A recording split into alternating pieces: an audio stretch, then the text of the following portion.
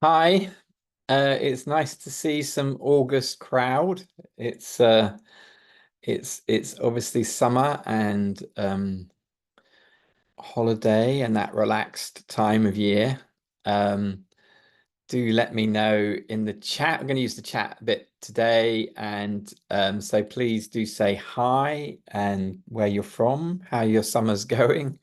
Assuming you're in the Northern Hemisphere, I think probably everybody will be at this time. I am Nic Marks, CEO founder of Friday Pulse, and I am just back from a holiday in Edinburgh, where I've been at the Edinburgh Fringe Festival. If any of you have ever been, it's a great event. And I went with my wife and went for the weekend, and there were we saw lots of shows, some theatre, some dance, quite a lot of comedians. And quite a lot of comedians use the Edinburgh Fringe to share what they call work in progress. And so it's not quite fully formed. And today's webinar is a bit like that. I mean, it's not that the ideas aren't there. It's not that it hasn't got a beginning and a middle and an end. It's just the first time I'm using this narrative in a webinar, and I've got some new data. I think you all know I'm a statistician. And so there are some bits which are a little rough around the edges, and some of the stats need some more exploration. But I wanted to really share the ideas I had, because I know that when I do a talk, this idea that you can get stuck in okay seems to resonate with audiences. So I'm exploring it a bit more. I'm writing a book at the moment, and I'm thinking about how near the front of the book it comes. Someone even suggested it should be part of the title. So I'm really interested in your feedback on this idea about getting stuck in okay, and how useful it is for you individually and for your teams. And yes, Jane, the color coordinated books, that is my wife's influence for certain. But she said, "Oh, you make your back." Well, we've only been together 10 years, and when I first walked into her sitting room, I was very confused because I looked at the bookshelves and they were color coordinated, and I thought, how do you find a book? However, because she's so color orientated, she remembers the color of a book more than the title. So for her, it works perfectly. But it does look good, doesn't it?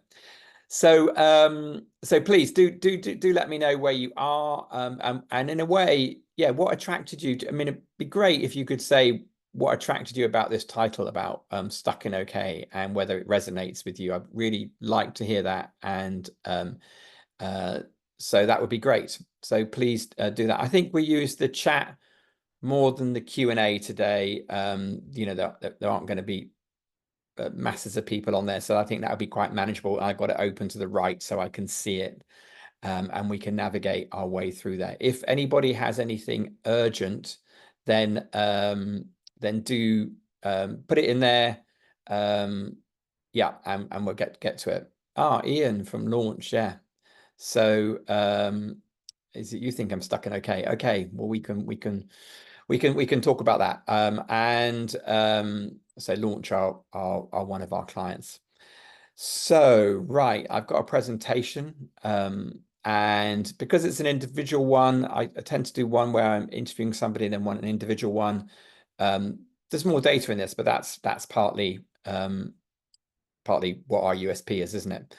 So Nikki's saying, please say if it's okay, say it's okay to feel okay and not even okay, but I want to aim for more and even feel like I'm thriving more of the time. Yeah, it's definitely okay to feel okay.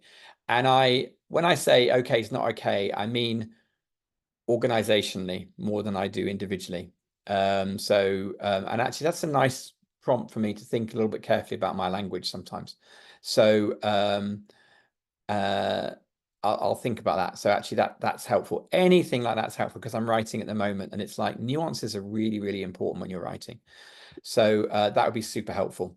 So right, how okay isn't okay, and how to get unstuck. I'm hearing your point. Oh, my chat's gone. Right, how do I get that back in? Remind myself how I get the chat back in. Oh, right up there. Let me put it over there. Okay, I can see it again. Right. So just for yourselves, think about your answer to this question. How happy are you at work? Unhappy, okay, happy. And a couple of you saying you're okay, so you're probably in the middle there. And there are a large number of people when I do surveys, ask people, where they are in the middle. So the distribution, sorry. So firstly, not the distribution, just looking at this question, it's a very, very simple question. But actually, behind it are three quite profound insights. So the first one is that happy is a signal of good fit. That when we are happy at work or in life or wherever we are, our inner and our outer world are aligned. We are in a good place for ourselves, externally and internally. We use that phrase, don't we? So I'm in a good place. That can mean me internally. I'm in a good place. That can mean me externally. But it's that interaction between the inner and the outer world. And when we are happy at its simplest level, sort of feeling good, is that things are good. So that's insight number one. Insight number two is that unhappiness is a signal to change. I mean, it puts a light to the fact we can't be happy all of the time, because obviously the outer world and indeed our inner world are always changing. I mean, our inner world can change. It's 12 o'clock in the UK, so possibly you've eaten or you haven't, but you could be a bit hangry. Angry when when you get a bit hungry. So it can be our inner world. When we feel sick, obviously we don't feel happy because we're out of balance internally. But of course, externally, we can be environments that aren't a good fit for us. Something's going wrong, and we feel less happy then. And so happiness is this good, bad signal. And it's really important that we listen to it and that we can't expect to be happy all the time. Unhappiness is information for us. It's a prod to help us change. So that's the insight number two. And then we have this space in between, and I don't think it's talked about very much. And one of the things with okay, which kind of means we're an okay fit, is that there's no strong energy around okay. That when we're happy, we have energy to go and take advantage of an opportunity, to create an opportunity. We carry on. It's sort of, instead of keep calm, carry on, it's sort of if happy, carry on, says he as a logician. And when we're unhappy, we have energy because we have energy to change stuff. I mean, actually unhappiness is uncomfortable, which means that we want to move towards being more comfortable. And we tend to change things when we're uncomfortable. And there is a danger with okay, which is that we can get stuck in okay. That doesn't mean to say it's not fine to be okay for some time, but we can get stuck there and life can be suboptimal. So whether we use the word thriving like you did, Nikki, or Ian, you're talking about maybe you're a bit, stuck in okay, then it's recognizing that there is a soft signal that something might needs to happen. And it takes more energy because, things are okay. So we don't necessarily have the energy to change them. But if we allow okay to carry for a long time, that's how we get stuck in relationships that don't suit us. That's where we get stuck in okay health rather than good health. That's how we get stuck in okay jobs. And I quite deliberately mentioned those three things because those are the three big realms of life that are important for our overall happiness, which is our health, our relationships, and our work. They're probably roughly equally important. I mean, health tends to take a precedence. When relationships go wrong, they take precedence. But there again, if a job goes wrong, it just dominates, doesn't it? So, or we lose work when we're out of work. That can be, if you've been unemployed, involuntary. Okay, if you choose to, that's a different matter. But even then, if we choose not to work and people can come to retirement, they can get quite lost. Work is in our culture certainly a very important part of our work. And there's just a danger of getting stuck in things which are just okay. And if your other realms of life are going well, that might be fine. but I'm a bit someone that can ignore my health. Fortunately, I haven't had a big health event to really get me to address things, though I was 60 recently, which has certainly focused my mind and made me lose some weight actually. But that's an entirely irrelevant thing to this really. But it's like it's easy to just let things sometimes just sort of carry on. And really that's what this webinar is about, it is about the pitfall, the watching out for the danger of getting stuck in okay, both for you and in your teams and in organizations. So those are three relatively profound insights actually about happiness. Happiness is a signal of good fit. Unhappiness is a signal to change, and you can get stuck in between. And so, yeah, that's just from that one question, we have those three insights there about it. And what I'll show you is some insights and data around them too. But why do we care about happiness? Particularly, why do we care about happiness at work? And that's because actually employee happiness, team happiness, if you run a team or you run an organization, then happiness is almost a magic money tree. I mean, it's not a magic money tree, but there's value. There's value in it. And if you are a people leader, it's sort of important to recognize that. And it's also important to recognize it yourself, that when you're feeling okay at work, you're unlikely to be doing your best work. And your work might be good enough, and but it's unlikely to be your best, and there are choices around that. And really it's linked to three things. I'm not going to go very much into the research behind this today because I'm sort of thinking about this narrative, and there's lots of other webinars I've done on that. And so pretty sure, Angela, we got them up on YouTube, some of the older ones, so you can always go and watch them if you want to. You can also ask me questions about it, and I can tell you data on it all the time. It turns to team happiness is associated with lower staff turnover, that basically unhappiness is a signal to change. And so if you're unhappy at work, it's a signal to change jobs. And also less burnout, which is that long periods of being or periods of being just okay or unhappy at work massively increase the chance that people feel burnt out. It's sapping of our energy.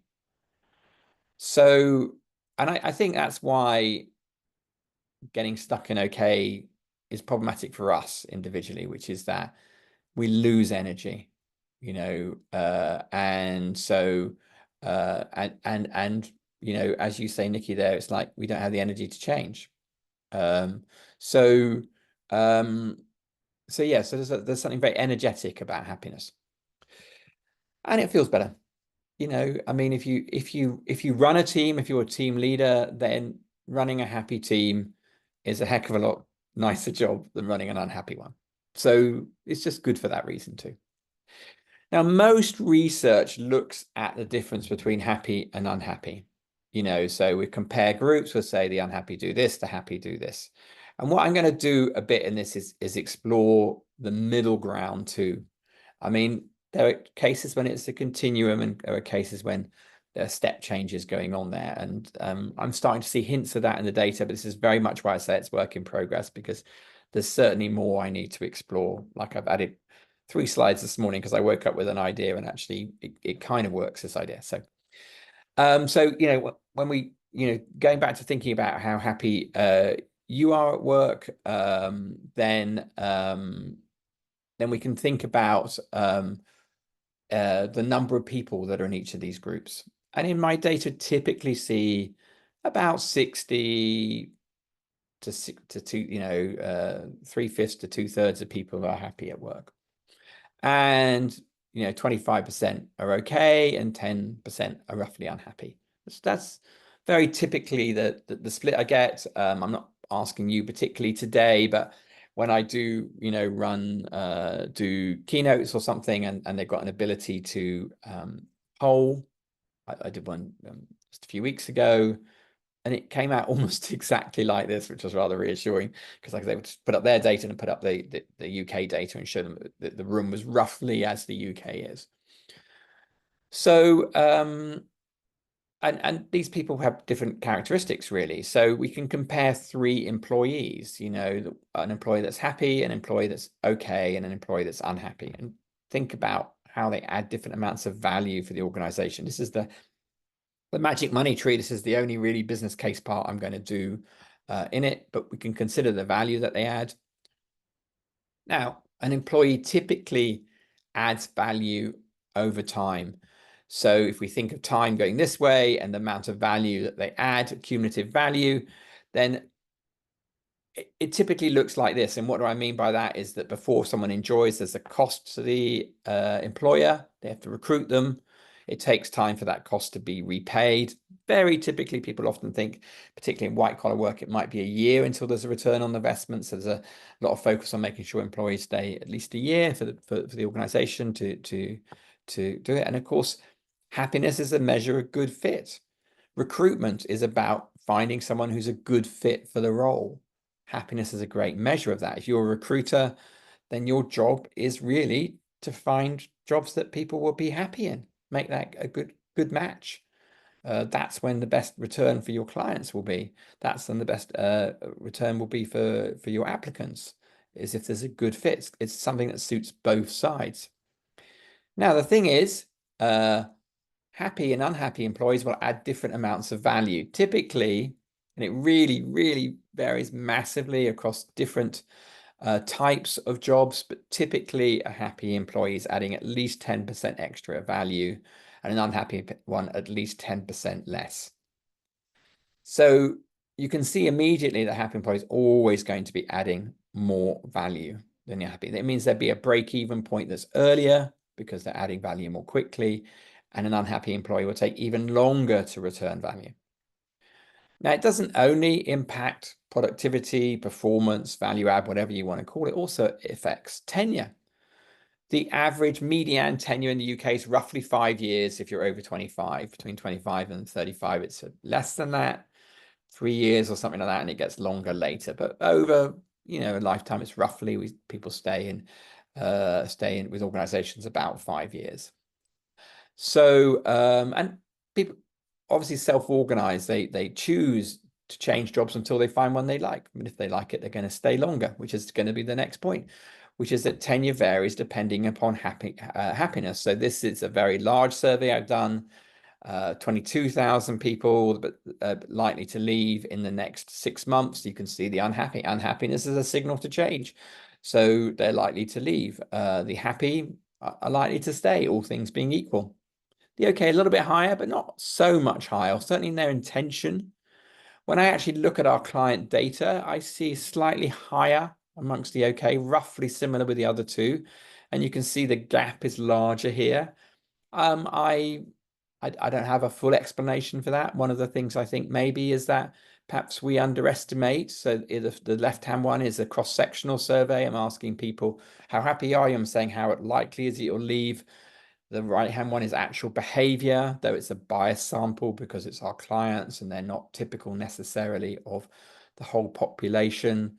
But it could be that one of the things is that we don't notice that actually starts to get us down after a bit, and we actually do become more likely to leave when we're okay than we think we're going to be.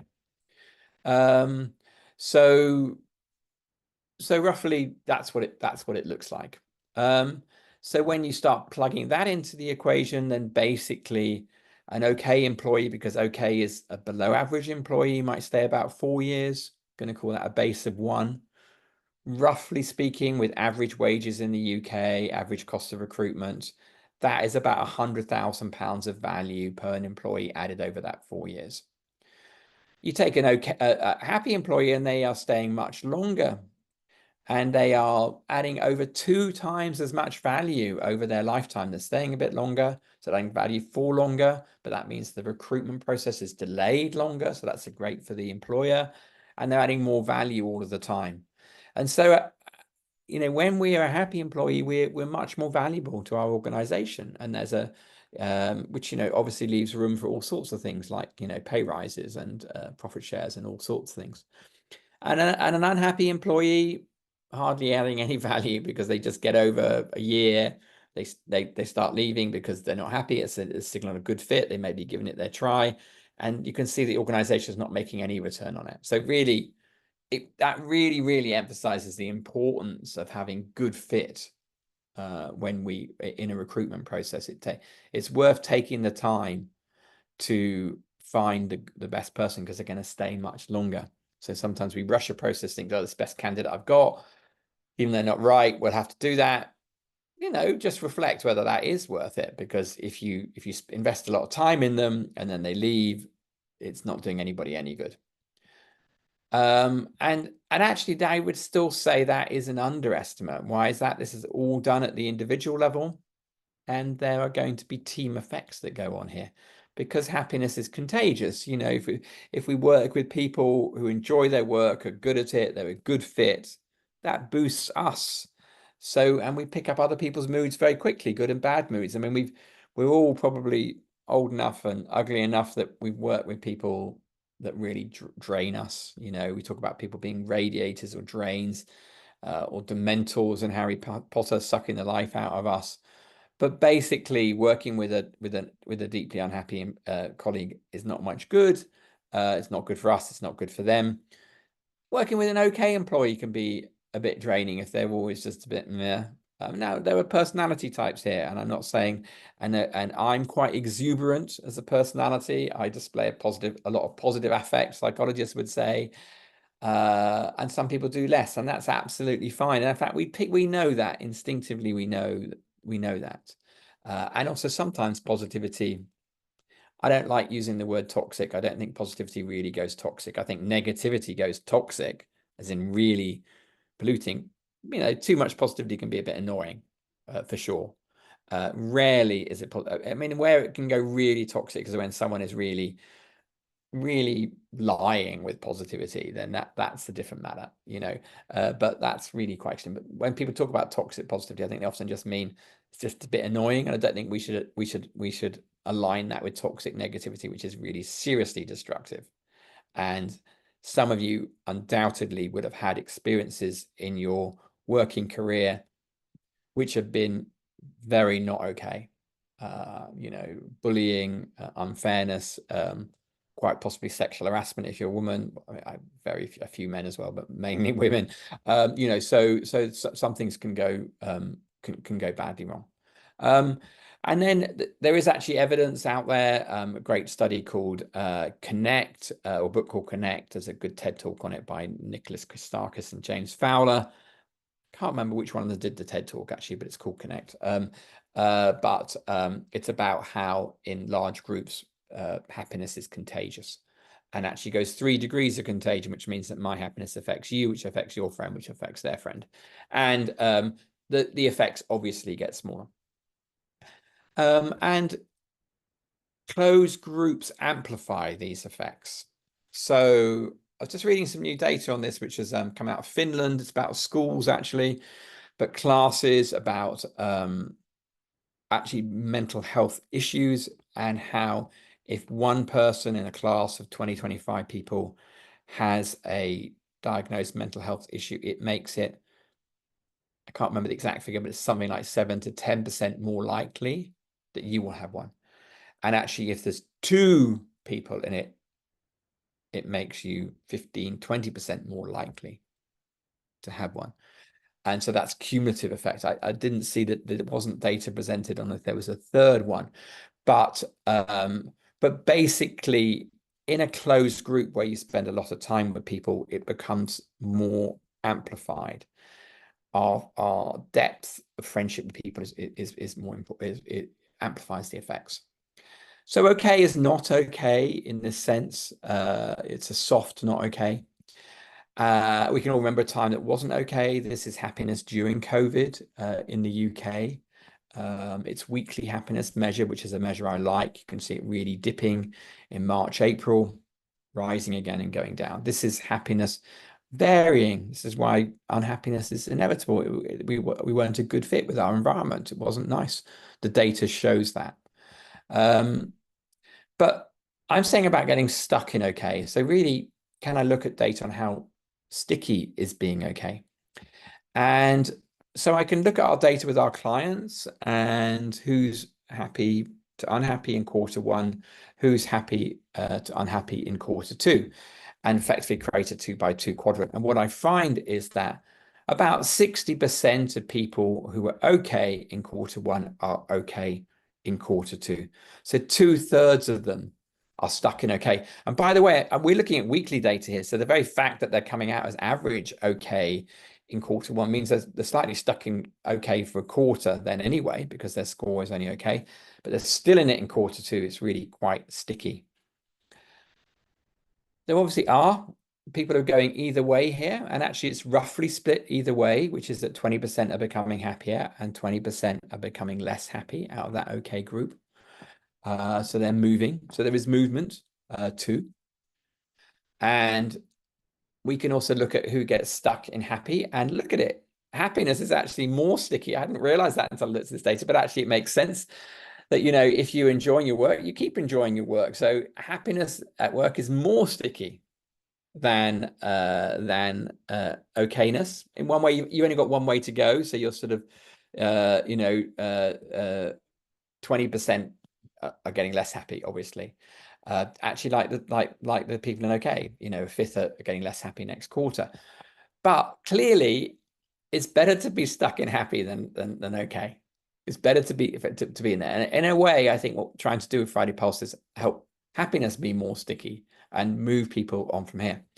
You can fill out the whole quadrant. It looks like this. So I hope you can see my cursor, but this is the 80% happy, the 20% bump down, and the unhappy is slightly sticky too, but you're pleased that many of them are going up. It's worth remembering though that they're leaving as well, the unhappy. So the 30% of them are leaving the next quarter, the unhappy. So it would be 30% of the 65% now I think about it. But basically some of them are exiting the business, and everywhere people are slightly exiting the business, but they're much more likely to exit the business from down here. Yeah, when they're unhappy. So the people that end up in this place are more likely to leave next time because they're in this one. If we move to quarter 3, they'd be in this one. But this is your leaky bucket of employees, is people exiting here for unhappiness. Have I looked at the effects? There are definitely some seasonal impacts on happiness. They're not necessarily sad seasonal effect disorders. There must be some of that. But the biggest drop-off is at the end of the summer. So in late September, October, November, and then again, January, February, around Christmas gets happy, Kelly. But we definitely see some seasonal effects. They are not massive, sort of 5% issues. Smaller than these team effects, but they do exist in the data, yes. Just keep popping in questions like that. So about 25% of employees are only okay. 60% of them are consistently, don't know which word's better there, only okay. Being happy is more sticky, which is good. And being okay isn't okay from an organizational perspective. There are more risks for the organization. And I want to look at these risks, how they apply to okay. And I showed you a bit the business case of it. I want to look at that a little bit more. And I'm looking at a team level now, and going to look at underperformance, flight, and burnout. And this is very much work in progress. This is very much me doing an Edinburgh Fringe in a small room, testing out new material. Okay, so and I have not triple checked this data, so it might be that when I go back and think more about biases, that they slightly change, because I'm using our clients' data here. So there are biases in the data, which is that one is that our clients aren't necessarily typical clients. They're already interested in happiness. Also, happy people who are happier are more likely to respond to our surveys. The unhappy people are less likely to. So we have a positivity bias amongst we have a double positivity bias, that the people who respond are more likely to be happy, and the organizations are more likely to be happy because they're taking it seriously. Actually, we have a triple bias because part of this is based on a special research module that we did, and in that I found again that even if people were answering that week that the research module came out, it was the happier people that said yes, they would take the extra module, because the other people are probably busy, they're annoyed or whatever, and they didn't want to spend an extra 3-5 minutes doing it, which is fair enough. Just creates a bias in the data. So there were biases here in the data, but that doesn't mean to say that because everybody actually in the data set I have has the same bias. It's not such a problem, particularly comparing groups like this. So we measure happiness. We don't use a 3-point scale. We use a 5-point scale. Typically, it's a question like this. Answer 1 to 5. I create indexes out of this at a team level, so that because it's annoying to do 1.3. What's that mean? So we just index it 0 to 100. But it's very, very simple. We just give 0 to the 1. We give 100 to the 5 and in between. So I'm going to show some index scores now.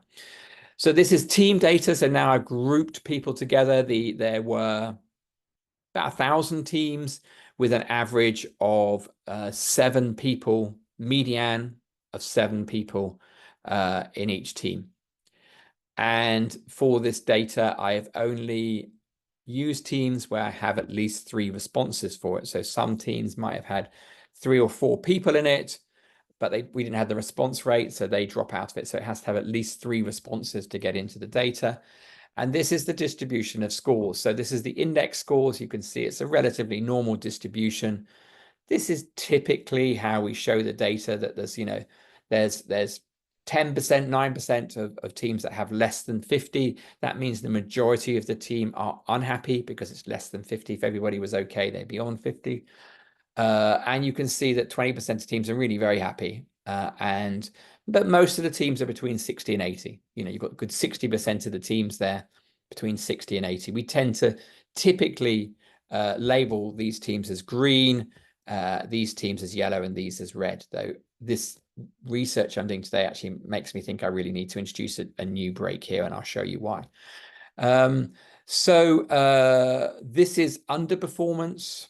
The risk of underperformance, and you can see that that unhappy teams are a much higher risk of underperforming, and the cutoff looks to be somewhere around the 60 mark for underperformance. But you can see that really happy teams are definitely less likely to underperform.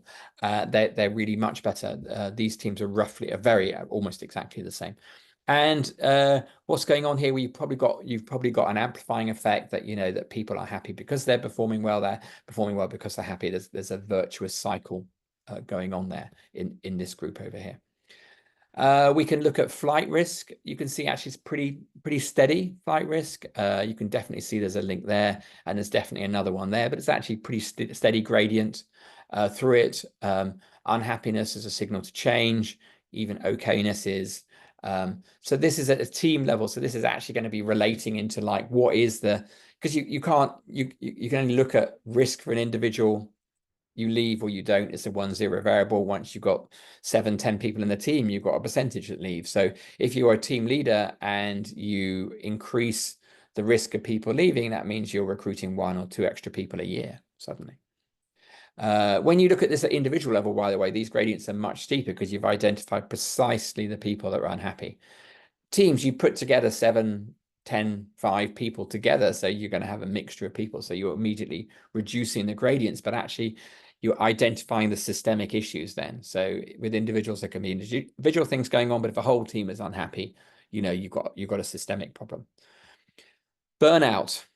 Very definite cut around here, around burnout. Burnout most associated with 2 variables underneath it, which is a poor work-life balance and not feeling appreciated at work.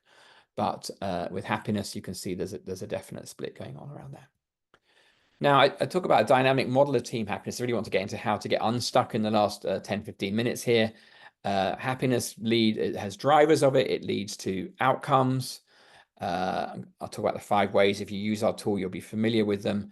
I often talk about there being 7 successes. I'll just briefly do those. Others in my presentations go into more detail. It's a very dynamic process. I already talked about that virtuous cycle just there of success building happiness and building again. But happiness will also build functionality, basically drivers of functionality. So happy teams will create a virtuous cycle over there too. The 7 successes, I'm just going to move the chat out of the way, are teams being stable, which is that they're going to You're going to have a team that's more stable. It's going to be less churn, just changeover, less conflict, more energetic. Happiness is energetic, less sickness, less burnout, more collaborative. You can work better with other people, when you're positive, more creative. You can imagine new ideas. You're not focused internally what's wrong. More attractive. I do not mean better looking, though maybe, but happiness is attractive, but I mean they attract things towards them, good projects, good support. If you go to IT HR with positive attitudes, you'll get more support. You might be in IT HR, you probably have a lot of people coming to you grumbling. You're going to support people when they're more positive to you, but projects, clients, all sorts of things. More effective, more productive, and ultimately more profitable. And the 5 ways, which I'm going to go into more detail now. This is the route out of okayness, really. Connect, be fair, empower, challenge, inspire. The risks are over here. The different way of talking about the successes in a risk-based language, but underperformance, flight, and burnout are risks which are alleviated, which are mitigated. That would be the right word, by happiness. So the 5 ways, really, these are friendly words for psychological constructs like relatedness, justice, autonomy, development, meaning. I frame them in very easy to understand worlds that are positive, that people can relate to. And we have a questionnaire around this. So if you use our tool, you'll be familiar with this questionnaire, but I just want us to go through it now very quickly, because this is the route out of okayness. So if you've got a pen or paper or something to jot down, that will be useful in the next 3 to 4 minutes. Okay. So, because I'm going to ask you to make a tally. So we're going to do a quick test and make note of your scores, and what okayness means. So connect, we asked 3 questions about connect. So what I'd like you to do, so this is the scale we use. It's a 5-point scale from not at all to very much. It's an absence to a full endorsement of, okay? So think where you sit on this scale for each of these questions, and just jot the number down very quickly, 1 to 15 if you want to, okay? How well do you get along with people in your team? Don't give it too much thought. Just give me an answer, put an answer, write down 1, 2, 3, 4, 5, how you are. Do you feel that teams within your organization work well together? 1 to 5. Do you feel you have good friends at work? 1 to 5. Okay, going to go to the next one now. Hope you've got your 3 answers there. Be fair, justice. Do you feel satisfied with the balance between your work and other aspects of your life? Do you feel you are treated with fairness and respect at work? Do you feel free to be yourself at work? Okay. Empower. 3 questions. How appreciated do you feel for your efforts at work? How often do you get to use your strengths in your job? The things that you're good at and you love doing. Do you feel you can influence important decisions in your work?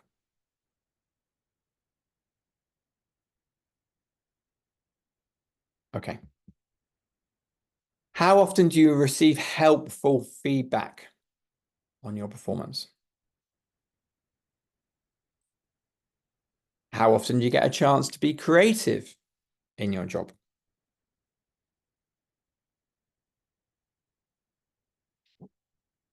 Do you feel you're learning new things at work?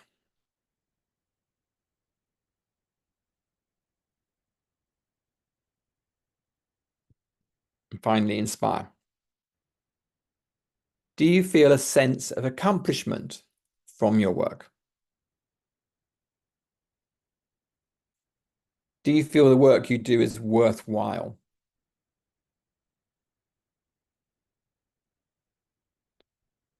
Do you feel proud to work for your organization? So those are the 15 questions, and hopefully you've got 15 answers there. And now I'd like you to add up how many 4s or 5s you've got. Just don't add up the whole scores. just add up how many 4s or 5s you got. So you're going to have a number between 0 and 15. So we're just going to look about the ones that you have positively endorsed. And in fact, it's kind of why I grayed out the scale on the right.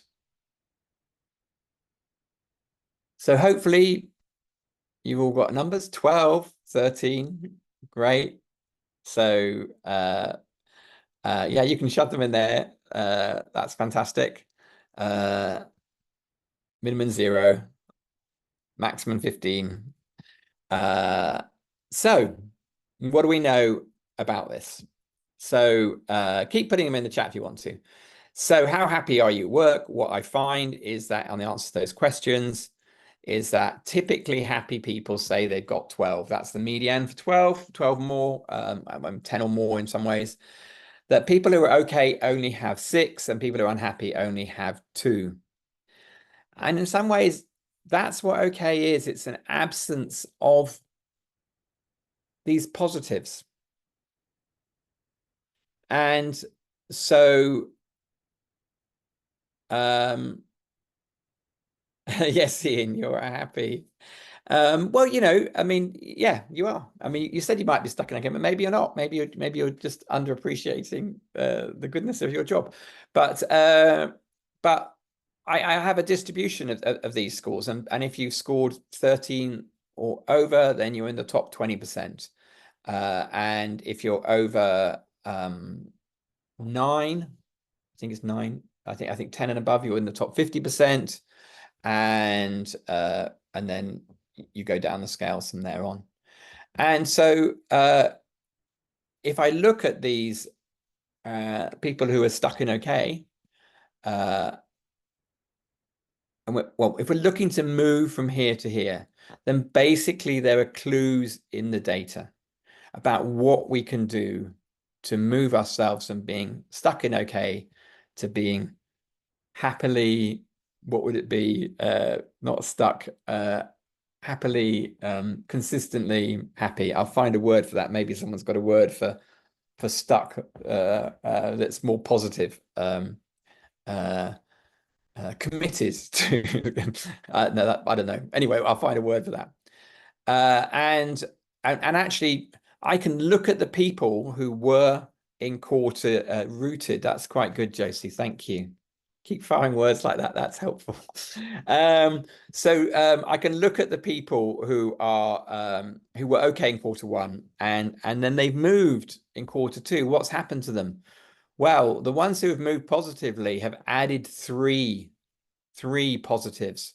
So I've got their measure from quarter 1, I've got their measure from quarter 2, and they have got they've positively endorsed 3 more. In other words, you know, they found a route out of it. And the ones who've got less happy have gone down in 2.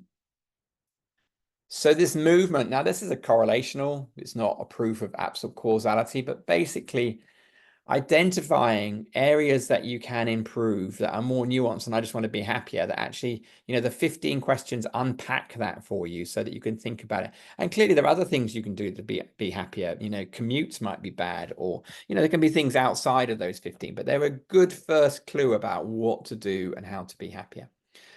So we can kind of add some other insights. So we've got these 3 insights: happiness is a sign of good fit, unhappiness is a signal to change, and you can get stuck in okay.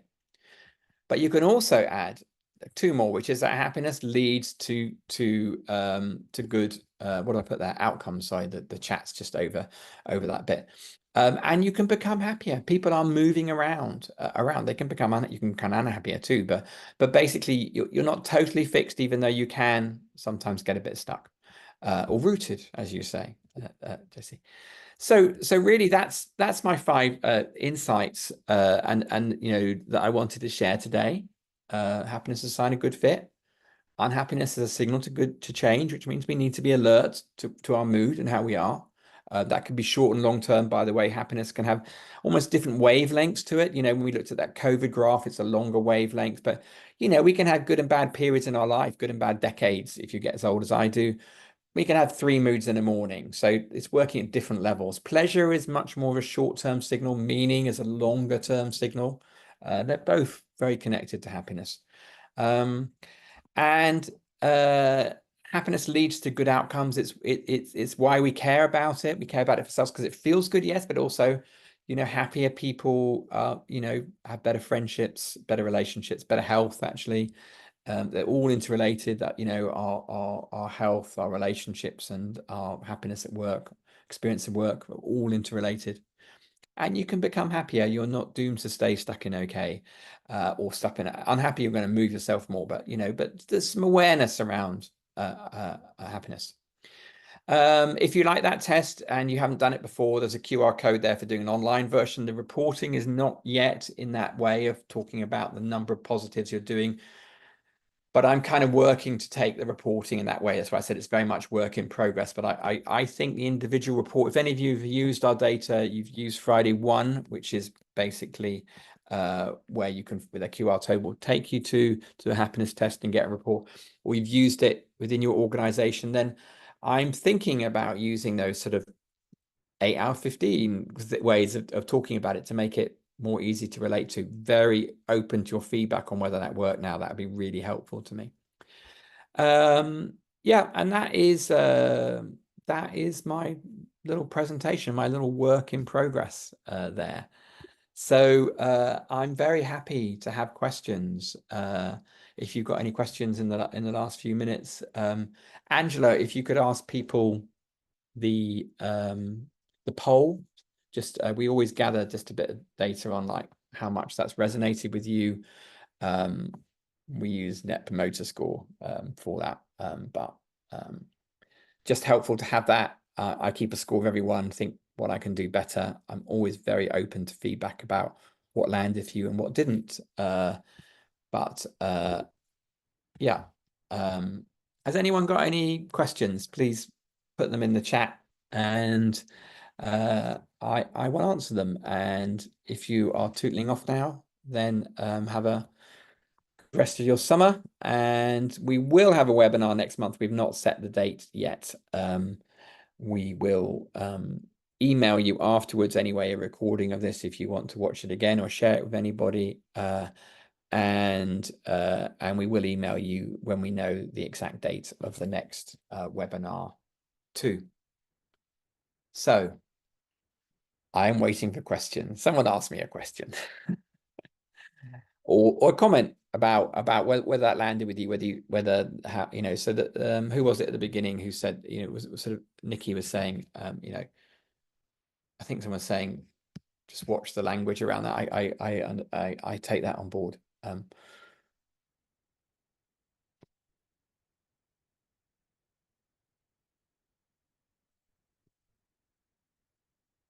Yeah, Ian, I think personal life, it does. So I had feedback from my agent who is getting me a publisher, and I did a whole draft of the book earlier this year. Writing a book is not easy. I don't know if any of you have ever done it.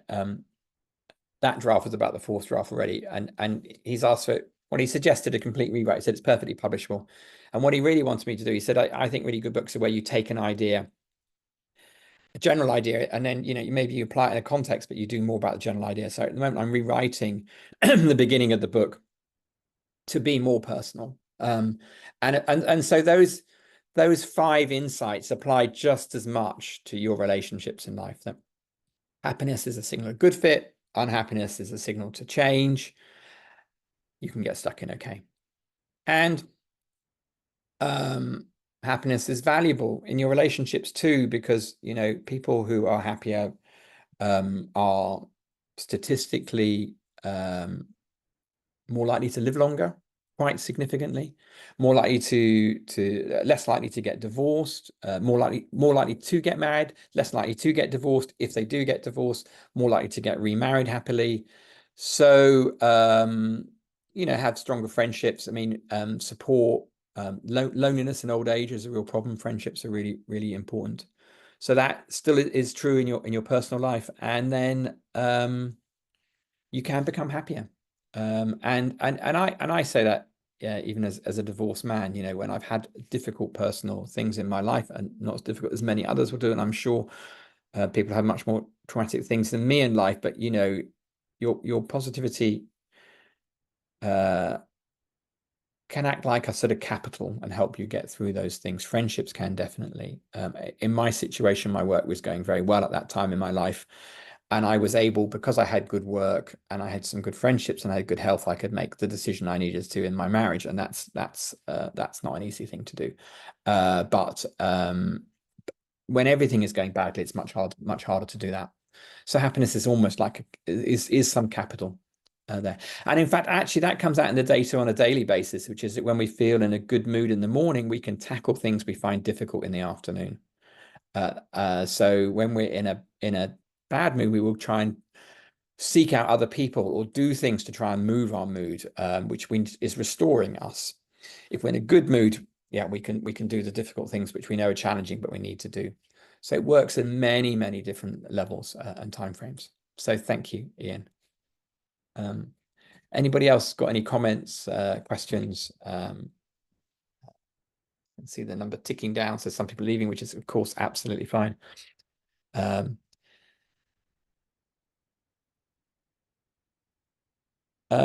Aggie, interesting how by dropping at work or in your job, the same 15 questions could measure happiness in a private life. I haven't thought about that personally. I'll have a look at that. The idea of the 5 ways to happiness at work came from work I did 15, 20 years ago. And I used to work in public policy around 5 ways to, it was called well-being. And so the idea that we should create positive actions about how to do it, I think is very, very resonant across it. I will have a think about that, but and whether I can play with that in the book. So thank you for that, Aggie, that insight. Nikki, I think hoping for a better tomorrow is about taking action, even when a small thing can take you to move ourselves forwards. We can feel value. Hope is really important, actually, and despair is really difficult. And it has to be grounded hope and I think grounded optimism. But I mean, we've just seen it in the US elections, haven't we? Hope entering the election. I mean, I know that probably in Europe we don't understand Trump. In the States, obviously they do. But I think looking forward with hope is really, really important. I mean, if we get really dark about this, suicide is often when people take their own lives or attempt to take their own lives, it's because they have no hope for the future. And there are if you have a mixture of negative and positive emotions, then you're much lower suicide risk if you don't have any hope and just despair. That's hard. So it can even insulate around the difficult feelings. So thinking about what we're building towards, and of course that's why sometimes old age is very difficult as people's lives slip away. Just thinking about my mother who's 88 and in a very bad mood at the moment. So things to look forward to are really, really important. Yeah, thank you. Very happy to stay here for another few minutes in case anyone else has got any other questions. But thank you for your participation today, everybody. And the next webinar, will be in September. And you will be sent a link. And I think we put them up on YouTube now. So if you want to send it to anybody else, it will be up there, not password protected on YouTube for people to look at too. But I thank you for your interactions, and I'm taking it. I hope that you felt that the narrative resonated, because I'm thinking of using it more in the book. But if anyone feels it was off, I'd like to hear that too, please. Because and what was your critique of it? Because that is super helpful to me. If there's some nuance to it, which I did take from one earlier about how not to demonize. Okay, yeah.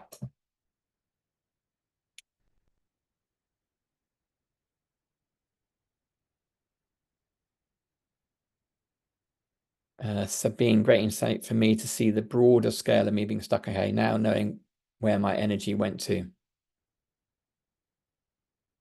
Oh, that's really nice to hear that it helped. Ultimately, that's what I'm trying to do is be helpful. And I trained as a therapist when I was younger, and really a therapist tries to act like a mirror. And I'm trying to create tools that help people see themselves, see their teams. And so that's good that you found it helpful. Thank you very much for that. That's great, everybody who's left. Most of you are gone, quite fair enough. And we'll close the webinar now, but have a great rest of your summer. Goodbye.